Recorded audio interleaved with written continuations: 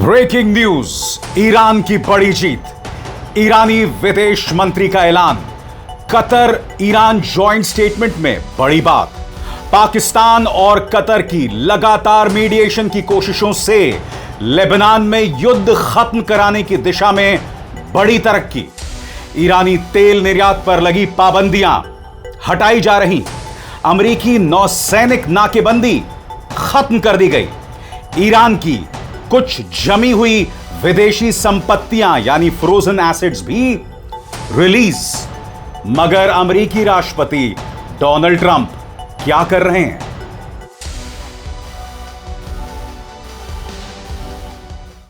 यह अमेरिकी राष्ट्रपति इंसान है या पजामा? बातचीत चल रही है और ईरान को धमकी दे डाली। मजाक नहीं चल रहा है दोस्तों, बातचीत चल रही है। स्विट्जरलैंड में एक ही मंच पे जेडी वांस हैं, अब्बास अराक्ची हैं, पाकिस्तान के प्रधानमंत्री हैं, पाकिस्तान के फील्ड मार्शल हैं। बातचीत चल रही है और डोनाल्ड ट्रंप ईरान को धमकी देते हैं, उनके राष्ट्रपति को धमकी देते हैं। नतीजा, गालिबाफ जो कि ईरानी संसद के स्पीकर हैं, उन्होंने कह दिया धमकाओ मत, हम तुम्हारी धमकी में नहीं आने वाले। दूसरी तरफ नेतन्याहू भी पुरजोर कोशिश कर रहे हैं कि यह बातचीत नाकाम हो जाए, अनाप शनाप बयान देकर।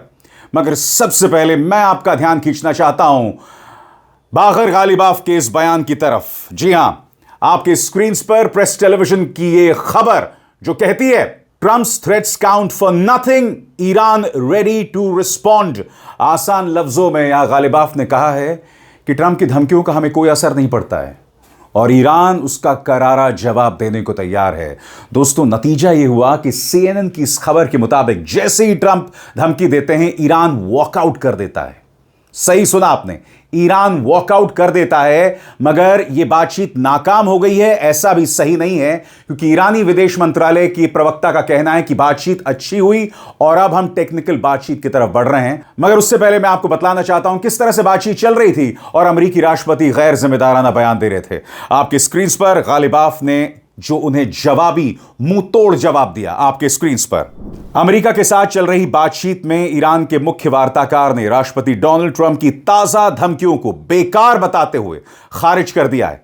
उनका कहना है कि अगर अमेरिका कोई आक्रामक यानी अग्रेसिव कदम उठाता है तो ईरानी सशस्त्र बल यानी ईरानी सेनाएं इसका जवाब दूसरे तरीके से देने को तैयार हैं। स्विट्जरलैंड में चल रही बातचीत में ईरानी डेलीगेशन का नेतृत्व कर रहे अध्यक्ष मोहम्मद बाकर गालिबाफ ने एक्स में ट्रंप के बयानों पर तीखी प्रतिक्रिया दी।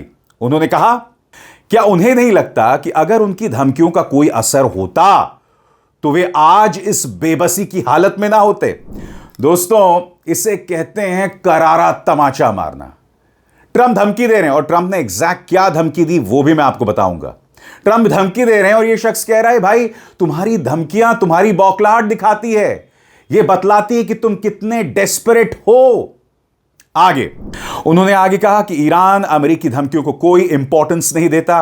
गालिबाफ ने अमेरिकी अधिकारियों को वार्निंग देते हुए कहा कि वे अपने शब्दों पर ध्यान दें, क्योंकि ईरानी सशस्त्र बल उनका जवाब एक अलग तरीके से देने को तैयार हैं। उन्होंने जोर देकर कहा कि वे चाहें जो कहते रहें, कार्रवाई तो हम ही करते हैं। दोस्तों, मगर कल का जो मंजर था वो हिस्टोरिकल था, क्योंकि एक ही मंच पर आपने अराक्ची को देखा, गालिबाफ को देखा, पाकिस्तान के प्राइम मिनिस्टर शहबाज शरीफ को देखा, आसिम मुनीर को देखा और अमेरिकी उपराष्ट्रपति जेडी वांस को देखा। यह हिस्टोरिकल था। मगर इंटरेस्टिंग बात यह रही दोस्तों कि ईरान ने साफ तौर पर कह दिया कि हम अमेरिका के साथ हाथ नहीं मिलाएंगे। इनफैक्ट कतर डेलीगेशन के जो मुखिया थे उन्होंने भी हाथ मिलाने से इनकार कर दिया। ईरान इस मंच पर अपनी शर्तों पर आया। यह मंजर अपने आप में बहुत कुछ कहता है। अब्बास अराक्ची ने जेडी वांस से हाथ मिलाने से इनकार कर दिया। इंतजार कीजिए, मैं आपको बताऊंगा। एक तरफ ट्रंप धमकी दे रहे थे और दूसरी तरफ शहबाज शरीफ पाकिस्तान के प्राइम मिनिस्टर उनकी तारीफ कर रहे थे। मैं ये समझना चाहता हूं दोस्तों, साइकोफेंसी का, चाटुकारिता की कोई तो हद होनी चाहिए। मैं समझना चाहता हूं आखिर क्या वजह है ट्रंप इस बातचीत को डिरेल कर रहे थे। यह व्यक्ति मेंटली इस तरह से हिला हुआ था, कुछ भी कहता रहता है और शहबाज शरीफ उसकी तारीफ कर रहे थे। सबसे पहले मैं आपको बतलाना चाहता हूं ट्रंप के भड़काऊ बोल। जिसकी वजह से सीएनएन की इस खबर के मुताबिक ईरान ने वॉकआउट भी कर दिया। मगर शुक्र है बातचीत पर कोई बहुत बुरा असर नहीं पड़ा है। गौर फरमाएं, ट्रंप कहते हैं तुम हॉर्मूज को बंद करोगे तो तुम्हारे पास देश ही नहीं बचेगा, तुम अपने देश तक वापस भी नहीं पहुंच पाओगे। राष्ट्रपति ट्रंप ने बताया कि जब ईरानी नेताओं ने हॉर्मूज स्ट्रेट बंद करने की धमकी दी तब उन्होंने यही कहा था। अमेरिका और पश्चिम एशिया के नेताओं के स्विट्जरलैंड में चल रही बैठक के बीच ट्रंप ने ट्रे यंग्स से बात करते हुए अमेरिका ईरान के बीच जारी वार्ताओं के बारे में विस्तार से जानकारी रखी। दरअसल दोस्तों, जो बयान ट्रंप ने कहा है ना, वो हिंदी में या उर्दू में पता नहीं चलता, अंग्रेजी में वो गाली भी देते हैं। यहां सही सुना आपने, he uses the F word. आपके स्क्रीन पर ट्रंप कहते हैं you close it and you won't have a country, you won't even make it back to your effing country. यानी कि ईरान को यह शख्स गाली दे रहा है और बात वहां नहीं रुकती। याद कीजिएगा दोस्तों, ईरान के राष्ट्रपति मसूद पेजेश्कियान ने क्या कहा था? मसूद पेजेश्कियान ने कहा था कि ईरान न्यूक्लियर बॉम्ब नहीं बनाएगा, यानी अमेरिका की जो शर्तें हैं उसे मानने को तैयार है, मगर उन्होंने कहा कि हमें यूरेनियम एनरिचमेंट करने का अधिकार है, हक है, क्योंकि यह भी इंटरनेशनल नियम के हिसाब से हो रहा है। क्या आप जानते हैं डोनाल्ड ट्रंप ने इस पर क्या कहा? गौर फरमाइए। Fox News, he better wash his mouth, he better shape up or we'll take over the rest of the country। यहां ट्रंप कह रहे हैं कि तुम अपनी जुबान पर लगाम रखो वरना हम पूरे देश पर कब्जा कर लेंगे। अरे भाई साहब, आपने वेनेजुएला समझ रखा है क्या? ईरान को वेनेजुएला समझ रखा है कि वो कब्जा कर लेंगे? यह व्यक्ति बातचीत चल रही है इस तरह के बयानात दे रहा है, साफ तौर पर बताता है दोस्तों कि डोनाल्ड ट्रंप का मानसिक संतुलन पूरी तरह से हिला हुआ है। और इस शख्स की तारीफ पाकिस्तान के प्रधानमंत्री करते हैं। आपके स्क्रीन पर सुनिए शहबाज शरीफ क्या कह रहे हैं। And I must, at this point in time, with the fullest sincerity at my domain, thank President Donald Trump for his visionary and very dynamic leadership, which has resulted in this meeting here today in beautiful city of Bergenstock. And I think here we are going to have wonderful discussions which will lead to hopefully very productive results in times to come. I'd like to thank Vice President J.D. Vance for his very able leadership leading United States team. और अब एक जरूरी संदेश, सच के इस सफर में मेरा साथी बनिए, मेरा चैनल ज्वाइन कीजिए और इनमें से एक विकल्प, एक ऑप्शन चुनिए। शुक्रिया। और बात वहां नहीं रुकती दोस्तों, जैसे मैंने बताया फोटो ऑप था, मगर ईरान ने फोटो ऑप का हिस्सा, यानी जब तस्वीरें खींची जा रही थी उसका हिस्सा बनने से इनकार कर दिया। जेडी वैंस से हाथ तक नहीं मिलाया, नजरअंदाज कर दिया। मगर जेडी वैंस भी वहां मौजूद थे। जेडी वैंस ने एक बहुत दिलचस्प बात कही। उन्होंने बातचीत में भारत पाकिस्तान का जिक्र कर दिया, यानी कि इस बातचीत पर भी कहीं ना कहीं भारत और पाकिस्तान की छाया जो है वो बनी रही। जेडी वैंस की पत्नी भारतीय मूल की हैं और आसिम मुनीर पाकिस्तान के फील्ड मार्शल एक पाकिस्तानी हैं। जेडी वैंस ने कहा कि मेरी पत्नी एक भारतीय है, एक इंडियन है, और फील्ड मार्शल आसिम मुनीर एक पाकिस्तानी है। सुनिए उन्होंने क्या कहा। His field marshal in Pakistan, Asim Munir. I will say that since Field Marshal Munir welcomed us with the Prime Minister in Islamabad, I have joked that I have two very, very important people in my life, an Indian and a Pakistani.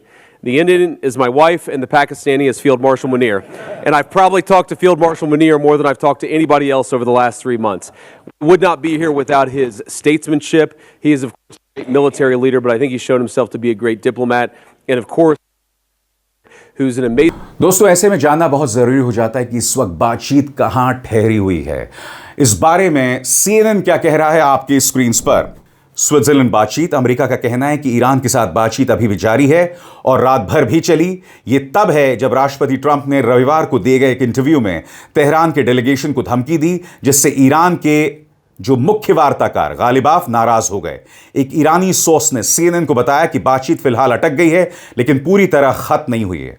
Hormuz strait की बात करें तो इसी interview में Trump ने fox news से कहा कि अगर ईरान के साथ समझौता नहीं हुआ तो अमेरिका दोबारा बमबारी शुरू कर सकता है और हॉर्मुज स्ट्रेट पर कब्जा भी कर सकता है। यह बयान ऐसे समय आया जब दोनों देशों के बीच इस अहम समुद्री रास्ते को लेकर तनाव फिर बढ़ रहा है, जबकि कुछ दिन पहले ही इसे दोबारा खोलने पर शुरुआती सहमति बनी। और अगर लेबनान संघर्ष की बात करें, क्योंकि बातचीत यहीं पर आकर अटक रही है, इस्राइल लेबनान पर हमले करना नहीं छोड़ रहा है। ईरान इस बात को लेकर नाराज है। गौर फरमाएं, इस्राइल और ईरान समर्थित हिजबुल्लाह के बीच लड़ाई भी समझौते के रास्ते की बड़ी रुकावट बनी हुई है। तेहरान का कहना है कि जब तक लेबनान से इस्राइल के घातक हमले नहीं रुकते, तब तक बातचीत में कोई तरक्की नहीं हो सकती। अब आपके जहन में सवाल होगा कि ये जो सब हो रहा है, इसके मायने क्या हैं, इसका इंपॉर्टेंस क्या है? तो चलिए दोस्तों, हर बार की तरफ जैसा मैं अक्सर करता हूं, आसान लफ्जों में क्या हुआ पूरी रात उसे समझने की कोशिश करते हैं। नंबर 1, बातचीत टूटी नहीं है, लेकिन बेहद नाजुक हालात में है। सबसे अहम बात यह कि ईरान मेज छोड़कर स्थायी रूप से नहीं गया, परमानेंटली नहीं गया। दोनों पक्ष अब भी बातचीत कर रहे हैं। इसका मतलब यह है कि दोनों को अभी भी समझौते से कुछ हासिल होने की उम्मीद है। पॉइंट नंबर 2, आपके स्क्रीन पर ट्रंप की धमकी दबाव बनाने की रणनीति भी हो सकती है। फिर बमबारी करेंगे और हॉर्मुज पर कब्जा कर लेंगे जैसे बयान ईरान पर प्रेशर बढ़ाने के लिए हो सकते हैं, लेकिन ऐसी भाषा ईरान के लिए राजनीतिक रूप से समझौता करना मुश्किल भी बना देती है, इसलिए बातचीत धीमी पड़ गई है। नंबर 3, असली विवाद अभी परमाणु मुद्दा नहीं, लेबनान बनता जा रहा है। पहले विवाद का सेंटर ईरान का परमाणु कार्यक्रम था, उसका प्रोग्राम था। अब ईरान साफ तौर पर कह रहा है कि लेबनान में इस्राएली हमले बंद होने चाहिए। यानी तेहरान रीजनल मुद्दों को भी डील का हिस्सा बनाना चाहता है। हॉर्मुज सबसे बड़ा दांव है। कैसे? गौर फरमाएं, दुनिया के तेल व्यापार का बड़ा हिस्सा इसी रास्ते से गुजरता है। अगर ये फिर बंद हुआ या सैन्य टकराव बढ़ा तो तेल की कीमतें उछल सकती हैं। इसका असर भारत समेत पूरी दुनिया पर पड़ेगा। और मैं आपको बतलाना चाहता हूं, जैसे ही ट्रंप की धमकी आती है तो क्रूड ऑयल यानी कच्चे तेल की कीमतों में उछाल आता है, जिससे पता चलता है दोस्तों कि डोनाल्ड ट्रंप निहायत ही गैर जिम्मेदाराना आदमी है। इससे यह भी पता चलता है यह आदमी मानसिक तौर पर ठीक नहीं है, क्योंकि आपने अमेरिका से आती हुई कई रील्स देखी होंगी। ट्रंप के आलोचक ऐसी रील्स को वायरल कर रहे हैं, ऐसे वीडियोस को वायरल कर रहे हैं जिसमें ट्रंप के मानसिक हालात के बारे में बहुत कुछ कहा जा रहा है कि यह आदमी मेंटली ठीक नहीं है। मगर आप मुझे बताइए, बातचीत चल रही है और आदमी कह रहा है कि मैं ईरान को तबाह कर दूंगा।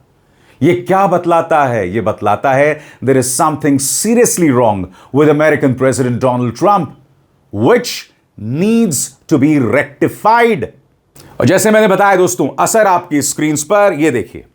अल जजीरा की खबर, Brent crude futures rose more than $1 a barrel by 22:06 यानी रात 10:06 पर जीएमटी के मुताबिक on Sunday as markets weighed the impact of US-Iran truce on oil supplies, the global benchmark climbed to $81.66 a barrel.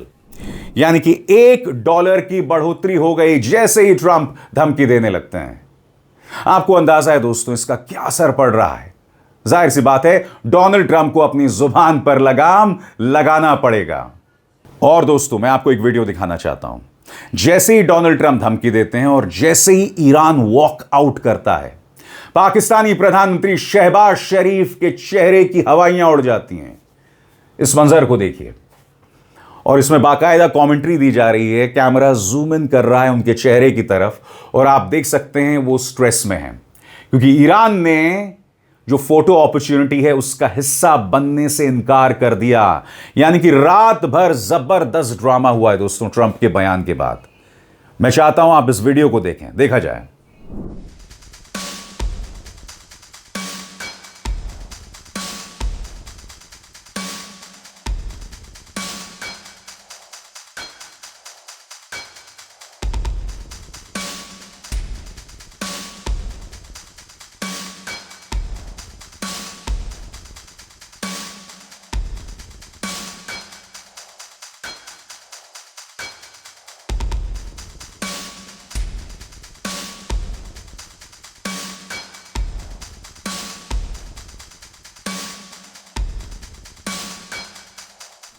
मगर दोस्तों, अगर प्रेस टेलीविजन की इस खबर पर हम विश्वास करें तो ईरानी विदेश मंत्रालय के प्रवक्ता इस्माइल बागई ने कहा है, good progress has been made during quadrilateral talks in Switzerland. उन्होंने कहा, joint text will be issued by Qatar Pakistan, it will be represented as a document of agreement reached.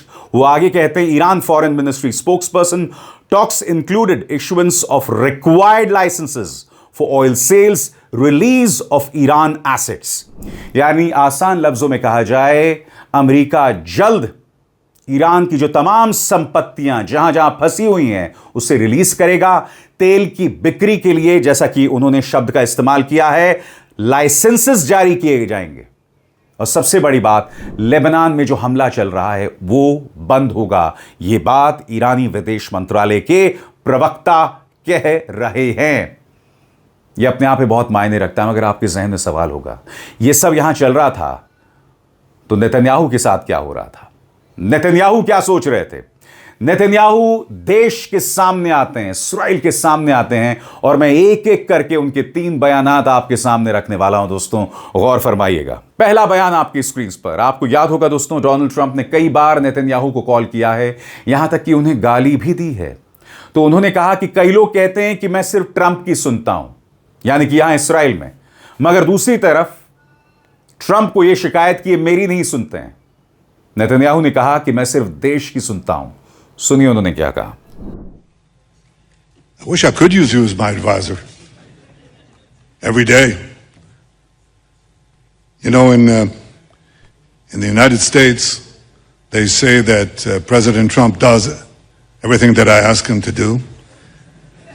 And in Israel, they say that I do everything he wants me to do. Well, neither is true. We're leaders of independent and proud countries. We stand for our interest. I stand for the interest of Israel. वो आगे जाके ये भी कहते हैं कि हम अपने देश की रक्षा करने में कोई कसर नहीं छोड़ेंगे। हमारी जंग जो है वो हिजबुल्लाह से है, लेबनान से नहीं है। मगर आप जानते हैं ये कितना बड़ा झूठ है। रोज ये शख्स लेबनान में नरसंहार कर रहा है और इससे बड़ी त्रासदी कुछ हो नहीं सकती। सुनिए उन्होंने क्या कहा। Everything in our power to protect our people. We don't have a war with Lebanon. We have a war with Hezbollah, who terrorizes Lebanon and seeks our destruction. And when that proxy of Iran is no longer a threat, when it's dismantled, when it's disarmed, yes, we'll have peace with Lebanon. And I look forward to signing it. By the way, Mark, I intend to be here for quite a while. I want you to know that. और सबसे बड़ी बात, उन्होंने ये कहा कि एक ज़माने में लोग ये सोचते थे हम ईरान पर हमला नहीं कर सकते, मगर हमने दुनिया को बता दिया है कि हम ईरान पर हमला कर सकते हैं।